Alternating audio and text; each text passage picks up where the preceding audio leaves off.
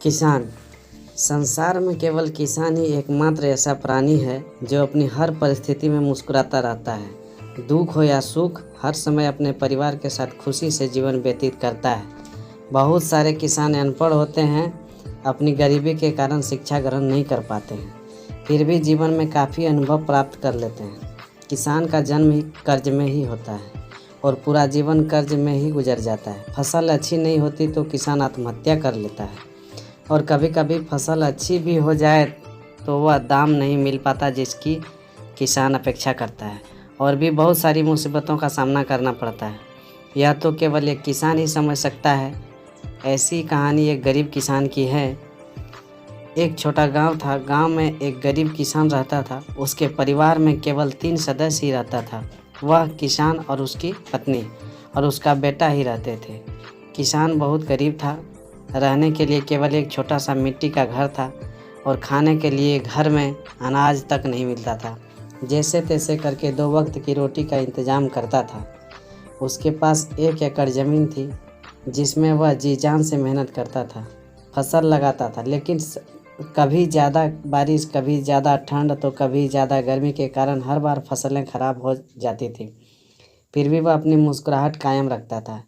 फसलें खराब होने के कारण किसान का कर्जा काफ़ी ज़्यादा हो गया था। दिन पे दिन कर्जा ज़्यादा होते जा रहा था। हर बार की तरह इस बार भी फसलें बोने का समय आ गया था, लेकिन किसान के पास बोने के लिए बीज नहीं थे। इतना कर्ज होने के कारण उसका आत्मविश्वास धीरे धीरे टूटने लगा था। लेकिन उसने हिम्मत जुटाकर गांव के साहूकार के पास से कुछ कर्जा और ले लिया और इसी उम्मीद में कि अब की बार फसल अच्छी हो जाएगी तो सारा कर्जा चुका दूंगा और जीवन उपयोगी सारी आवश्यकताओं की पूर्ति करूंगा।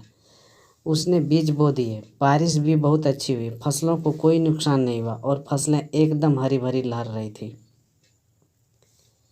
किसान फसलों को देखकर बहुत खुश होता था। उसे अब जाकर राहत मिली। उसकी सारी उम्मीदें पूरी होने वाली थी। उसकी पत्नी और बच्चा भी काफ़ी खुश हो रहे थे। फसलों को काटकर मंडी ले गया। बहुत अच्छे दाम मिले।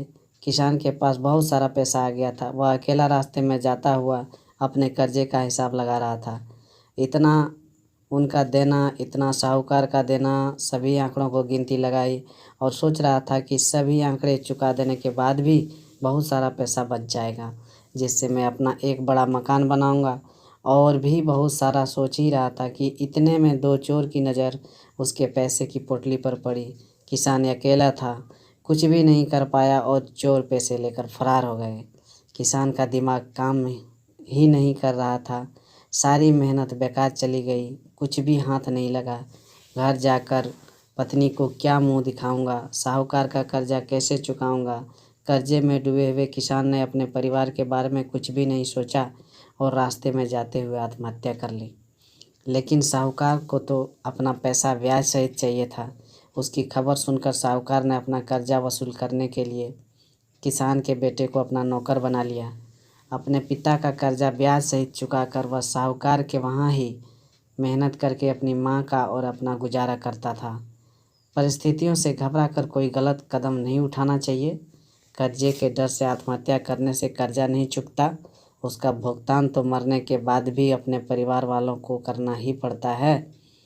दोस्तों, ईश्वर ने हमें जो भी दिया है उसके लिए उन्होंने बहुत सोच समझ के दिया होगा। हमें उनके इस निर्णय से संतुष्ट रहना चाहिए। ईश्वर से किसी भी बात की शिकायत नहीं करनी चाहिए। वह सब जानते हैं किसको कितना और कैसे देने हैं।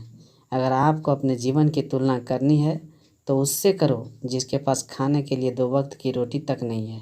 वह भी तो अपना जीवन जी रहे हैं, वे भी तो मेहनत करके पेट भर रहे हैं।